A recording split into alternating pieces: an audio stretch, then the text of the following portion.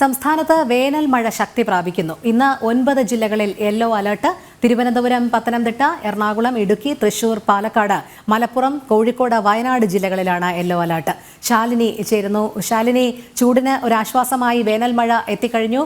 വരും ആഴ്ചകളിൽ വേനൽ മഴ ശക്തി പ്രാപിക്കും എന്നാണ് റിപ്പോർട്ടുകൾ വരുന്നത്. വിവരങ്ങൾ. രോഹിണി സൂചിപ്പിച്ചതുപോലെ തന്നെയാണ് ഒരു ആശ്വാസ മഴയായാണ് ഇപ്പോൾ വേനൽ മഴ സംസ്ഥാന വ്യാപകമായി ലഭ്യമായിക്കൊണ്ടിരിക്കുന്നത്.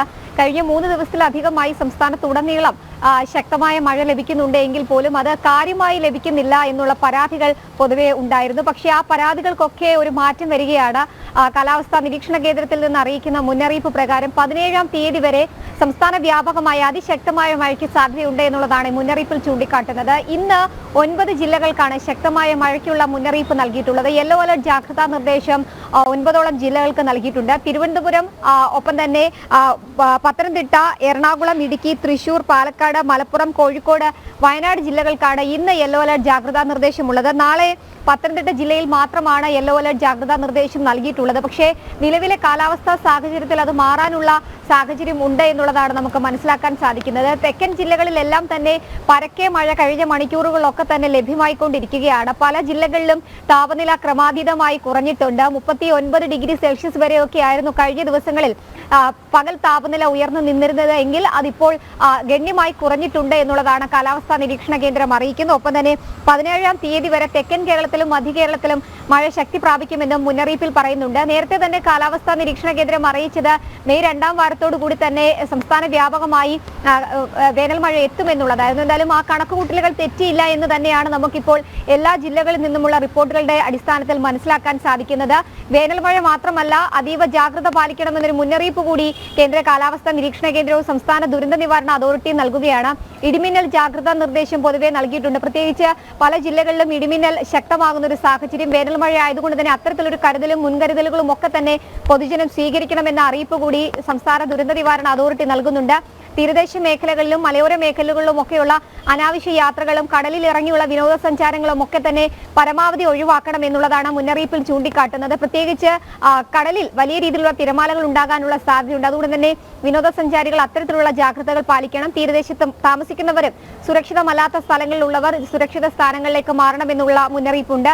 മഴക്കെടുതി അതിരൂക്ഷമാകുന്നു എന്നുള്ളതാണ് സംസ്ഥാനത്തെ പല ജില്ലകളിൽ നിന്നുമുള്ള റിപ്പോർട്ട്. കൃഷിനാശം, ഒപ്പം തന്നെ വീടുകൾക്ക് കേടുപാടുകൾ, മരം കടപുഴകി വീഴുന്നത് അടക്കമുള്ള അപകടങ്ങൾ ഉണ്ടാകുന്നുണ്ട്. ഇതൊക്കെ തന്നെ മുന്നിൽ കണ്ടുകൊണ്ടുള്ള സുരക്ഷാ ക്രമീകരണങ്ങൾ പാലിക്കണമെന്നൊരു മുന്നറിയിപ്പ് കൂടി പൊതുജനങ്ങൾക്ക് നൽകുകയാണ്.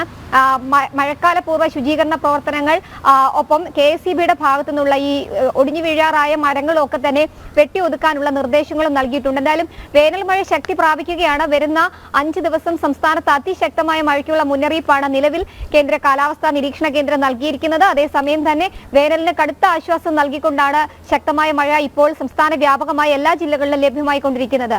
എന്തായാലും ശാലിനി സൂചിപ്പിച്ചതുപോലെ തന്നെ ചൂടിന് ആശ്വാസമാകുകയാണ് വേനൽ മഴ ശക്തി പ്രാപിക്കുന്നുണ്ട്. വേനൽ മഴ കഴിഞ്ഞു കഴിഞ്ഞാൽ കാലവർഷം എത്താറാവുകയാണ്. ഈ മഴക്കാല പൂർവ്വ ശുചീകരണ യജ്ഞങ്ങൾ, അതിനുള്ള മുന്നൊരുക്കങ്ങളൊക്കെ ജില്ലാ ഭരണകൂടങ്ങൾ നിർവഹിക്കേണ്ടതുണ്ട്. പകർച്ചവ്യാധികളും പടർന്നു പിടിക്കുന്ന ഒരു സാഹചര്യം ഉണ്ടാകും മഴക്കാലം തുടരുന്നതോടുകൂടി. അതിനൊക്കെയുള്ള നടപടിക്രമങ്ങൾ ഏതു രീതിയിലാണ് അതത് ജില്ലാ ഭരണകൂടങ്ങൾ ഏറ്റെടുത്തിരിക്കുന്നത്?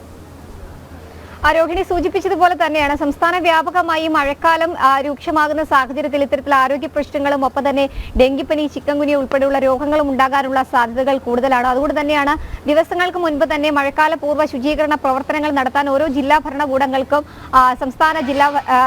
സംസ്ഥാന ആരോഗ്യമന്ത്രി ഉൾപ്പെടെ നിർദ്ദേശം നൽകിയിട്ടുണ്ട്. ഇതിന്റെ അടിസ്ഥാനത്തിൽ പ്രവർത്തനങ്ങൾ നടക്കുന്നുണ്ട് എന്നുള്ളതാണ്. പക്ഷെ അപ്പോഴും ആശങ്കയായി നിൽക്കുന്നത് പല ജില്ലകളിലും രോഗബാധ അതിരൂക്ഷമാകുന്ന സാഹചര്യമുണ്ട്. തെക്കൻ കേരളത്തിലാണ് പല ജില്ലകളിലും വ്യാപകമായി ഇത്തരത്തിൽ പനി റിപ്പോർട്ട് ചെയ്യുന്നത് എന്നുള്ളതാണ്. ചിക്കൻഗുനിയ ഉൾപ്പെടെയുള്ള രോഗങ്ങൾ, H1N1 പനിയൊക്കെ തന്നെ സംസ്ഥാന വ്യാപകമായി റിപ്പോർട്ട് ചെയ്യുന്ന ഒരു പശ്ചാത്തലമുണ്ട്. എന്തായാലും രോഹിണി സൂചിപ്പിച്ചതുപോലെ തന്നെയാണ് ഈ ഒരു വേനൽ മഴ കഴിയുമ്പോഴത്തേക്കും കാലവർഷം ഇങ്ങനെ എത്തുകയും ചെയ്യും. ആ കാലവർഷം മുന്നിൽ കണ്ടുകൊണ്ടുള്ള പ്രവർത്തനങ്ങൾ, ശുചീകരണ പ്രവർത്തനങ്ങൾ ഉൾപ്പെടെ നടത്തണമെന്നുള്ളതാണ് ആരോഗ്യവകുപ്പ് നൽകുന്ന നിർദ്ദേശം. പക്ഷേ പല ജില്ലകളിലും അത് അവതാളത്തിലായി എന്ന് തന്നെയാണ് പറയേണ്ടിയിരിക്കുന്നത്. പ്രത്യേകിച്ച് തിരുവനന്തപുരം ഉൾപ്പെടെയുള്ള ജില്ലകളിൽ, സംസ്ഥാനത്തിന്റെ തലസ്ഥാന ജില്ലയിൽ ഉൾപ്പെടെ ആരോഗ്യ മേഖലയിലും ഒപ്പം തന്നെ ഇത്തരത്തിൽ ശുചീകരണ പ്രവർത്തനങ്ങളും കാര്യമായി നടക്കുന്നില്ല എന്നൊരു ആക്ഷേപം കൂടിയുണ്ട്.